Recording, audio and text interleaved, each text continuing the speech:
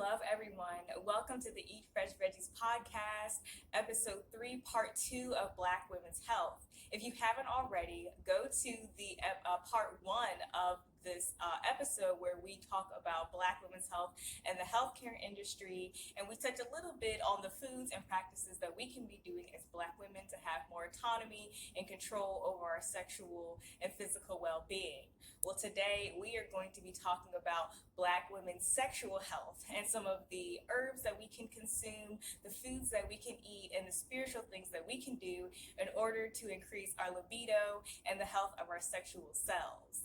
So, episode 1 is really good too. It kind of gets into the history of Black women's health in our healthcare industry, and it's just a really good watch. But today it's going to be about you and your vagina, and it's going to be about how the things that you can do to increase your happiness, your sexual happiness, which evidently is our spiritual happiness. So let's hop into it.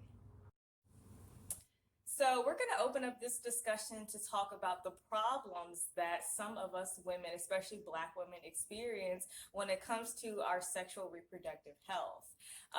We got some sisters out here, and so contrary to popular belief, some of these things I'm going to list off have been passed off as normalized in this current system, in our current healthcare and well-being system, but these are not normal things that we should be experiencing. For starters, yeast infections. I was looking at a commercial a couple of days ago, and it was like, the average woman experiences 4 to 5 yeast infections a year. And of course, you hear monostat and Vagisil, which are, some of the chemicals that you can use to get rid of a yeast infection. But the best way to get rid and to have a healthy, vagina and reproductive system is to avoid some of those issues in the first place. So, contrary to popular belief, having 3 to 4 yeast infections a year is not normal. I've been vegan for 8 years, and when I first went vegan, I was still, kind of learning myself and learning, how to eat healthy and, getting to know the foods and the herbs. But before I went vegan, yes, I was suffering from at least like yeast infections at least like 2 to 3 times a year. So I was having them on average of like 4 times a month, which I thought was normal because we live in a current system that passes that off as normal.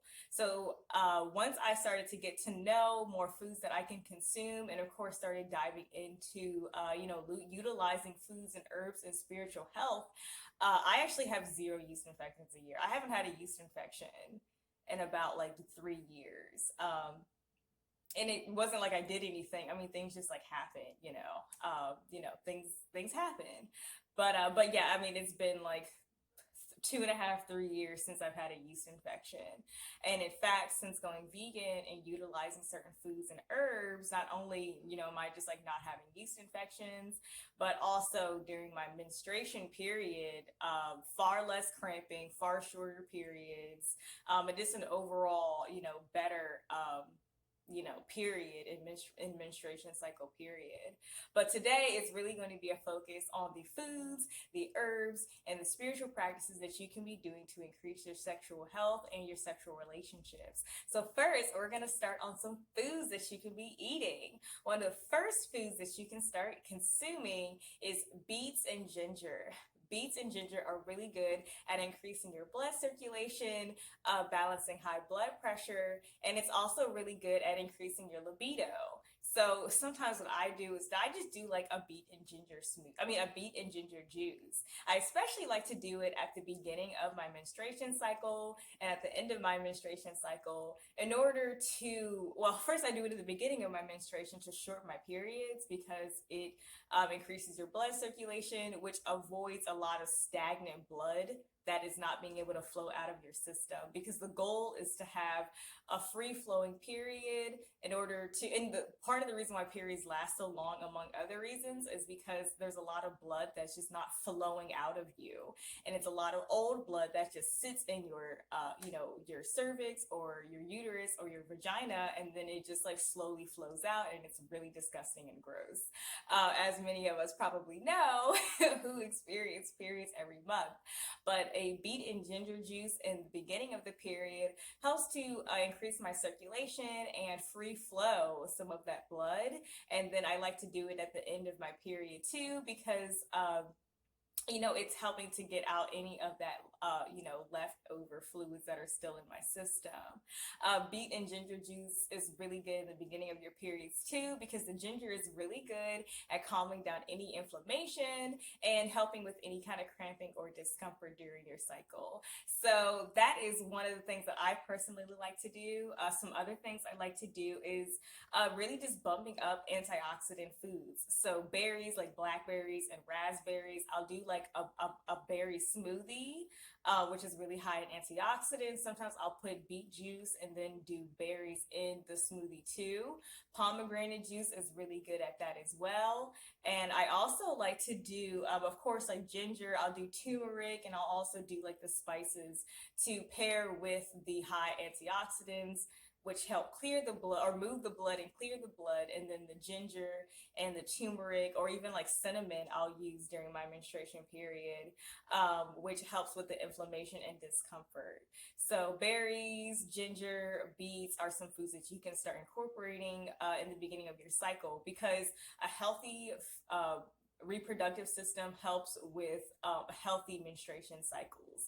So our menstruation cycle is a way for our bodies to move out some, not only just unfertilized eggs, but also just move out other toxins that are in our bodies, such as mold, buildup, mucus, congestion, and other type of toxins as well. So we should be looking at our menstruation periods as not just, oh, I'm just having my period because I didn't get pregnant. We should also look at them as just a cleansing of our bodies. So I always make sure that, that's why I went back and said that a healthy overall reproductive system helps with understanding the power of having a period and moving those toxins out of our bodies. So in addition to the beets, ginger, berries, pomegranate juice, and other antioxidants and anti-inflammatory foods that you can be consuming, of course, make sure that you are not eating inflammatory foods in the first place. Meat and dairy is a food often associated with mucus and congestion buildup. So in order to calm some of the inflammation that some of us experience during our menstrual cycles, we can cut down on inflammatory foods such as dairy products, cheese, yogurt, milk, ice cream, and also, meat and dairy, which has a high congestion and a high inflammatory rate that will further irritate some of that discomfort that many of us experience. So, especially leading up, if you're not vegan, since I went vegan, my periods went from about 7 days to about 4 days. And I only have cramping for about one of those days. Before, I would have my period for about 7 days, and I would cramp for like 3 to 4 days. So an overall vegan lifestyle decreases, at least in my experience, some of that inflammation and discomfort that I was feeling. So if you're not vegan, I totally understand, but the least that you can do is a week before your menstruation period, make sure that you're eating a mainly plant-based diet so that you can just have a more comfortable experience. Of course, especially with the beet and ginger juice. So, a plant-based diet has anti-inflammatory practices in itself. Anti-inflammatory properties in itself. So it just overall leads to a better experience. So those are some of the foods that you can hold on to, an overall plant-based diet, as well as the foods that I listed earlier that can actually just help with your overall menstruation period. But now we're going to be getting into some of the herbs that you can take to increase your libido and your mojo and overall sexual experience. So one of the things that I take these things as well, but of course, ginger powder, really good at anti-inflammation, blood circulation.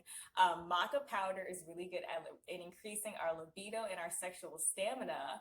I'm gonna swear by hibiscus flower. I have my own stash of hibiscus flower that I brew up and I drink at least 3 to 4 times a week, if not daily. But hibiscus flower is really good at increasing our libido and our sexual stamina as well. And it's just an overall positive female herb that we can incorporate for our overall, women's empowerment and our overall sexual health. Maca powder, like I said earlier, really good at increasing your libido. Ginger powder, good at increasing blood circulation. And rose. Rose is a really good herb as well. You do not just have to wear it, you can also drink it. So I have my own stash of rose petals that I brew up. I'll either brew it with the hibiscus or I'll just drink it as itself. Rose is known for being a positive inhibitor of overall women's sexual health and overall healthy well-being. So rose, hibiscus, maca powder, and ginger powder are some of the herbs that I personally have used and experienced that have helped me with my sexual drive. Now we're going to be talking about some of the spiritual things that you can do. And some of y'all not going to like this conversation, but I'm going to keep it real. If you want to have an overall healthy women's reproductive system, which evidently will lead to a healthy sexual experience, we have to re-engineer how we experience sex. Sex is a very spiritual practice, and it's a connecting system. Now, I understand not everybody is just in these committed relationships. Many of us want to have different sexual experiences with different people. But the first thing I'm going to recommend that we do as women, especially Black women, is we need to be choosing our men as reflections of ourselves. We have so many of our sisters laying up with men who are not a reflection of themselves. And as we call it, we got a word for it. But we need to be picking and choosing carefully who we decide to lay with. Not only for spiritual reasons, because some people are experiencing heavy spiritual trauma. And because sex is such a connecting energy, you do not want to walk away or have to carry the burden of someone else's spiritual unhealth. Because sex is such a connecting energy that you can walk away with some spiritual energy on you and not even realize it. So we definitely have to be very careful in choosing the men that we choose to lay with. But it's also for a physical thing too. Sometimes, well, I don't have a statistic to number it all for you, but many of our sisters out here are experiencing not just yeast infections, but urinary tract infections because we're sleeping with men that are not cleaning themselves properly. So next time you lay with a man, really ask him to wash his hands. Ask him to wash his hands, girl. Think about, especially with Rona going around. We've taken a whole new perspective on germs nowadays. And if you wouldn't want him putting your fingers in your mouth, you definitely don't want him putting his fingers down there. So ask your man to wash his hands before, and even brush his teeth. Wash his hands and brush his teeth before he gets anywhere near that sacred space.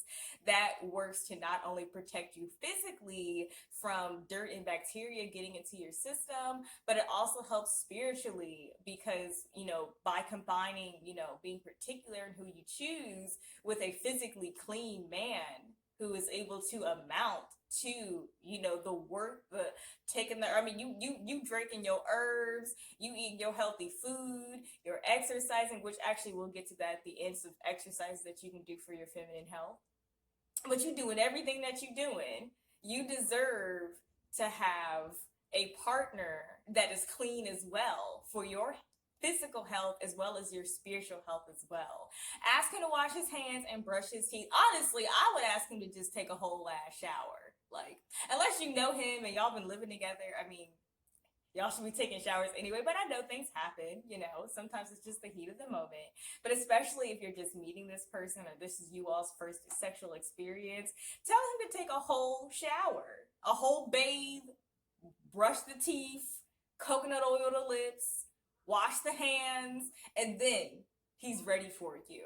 And I also want to reiterate how important it is to view yourself as worth that. Like, you are worth a clean person.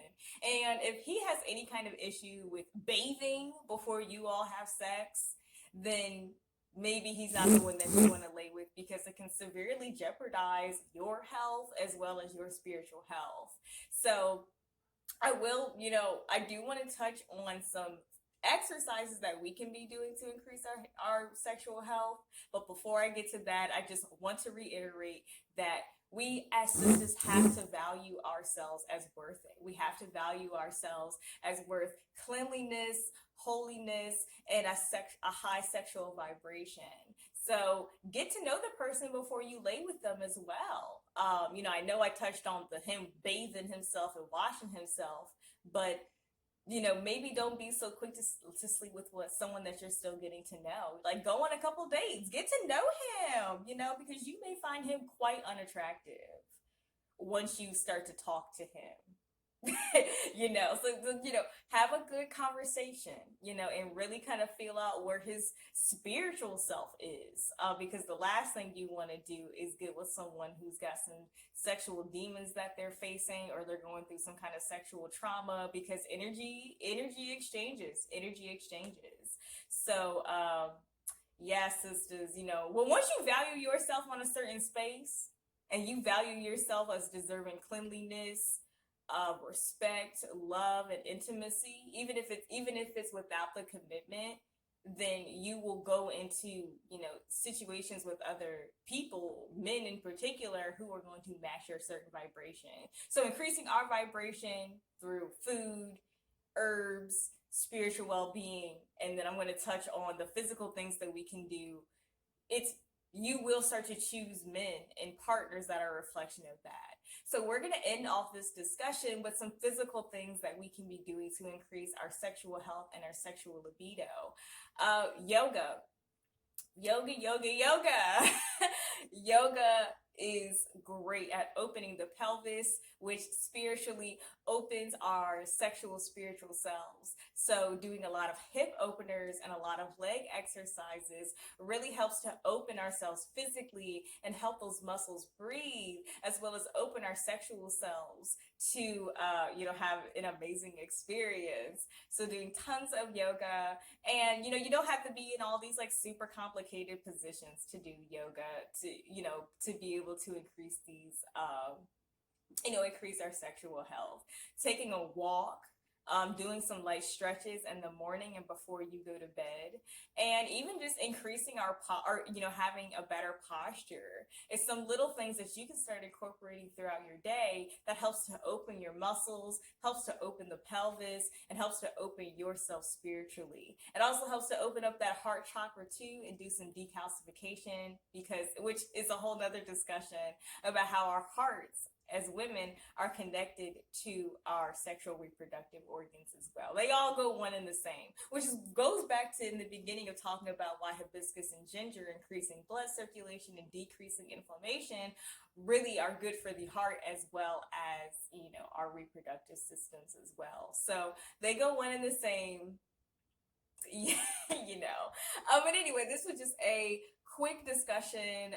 Definitely take this video and definitely take some things out of this video and start to practice some of these things. If you are a woman who suffers from painful menstruation periods, or you suffer from frequent urinary tract infections or frequent yeast infections, these are just some things that you can do to help, because those aren't normal. Like, the standard American diet will tell you that those things are normal, but those things are not normal. Take it from myself. As a woman, I've been vegan for 8 going on 9 years, and I rarely have yeast infections. Very seldomly do I have yeast infections. I do. It's like, okay, like sometimes it's the soap that I'm using. And yeast infections aren't always just because of bacteria. Sometimes it's just like using the wrong kind of soap, or I remember the last time I got a yeast infection is because I was trying out a new soap, and it was like messing up my pH balance, and I ended up like getting an infection.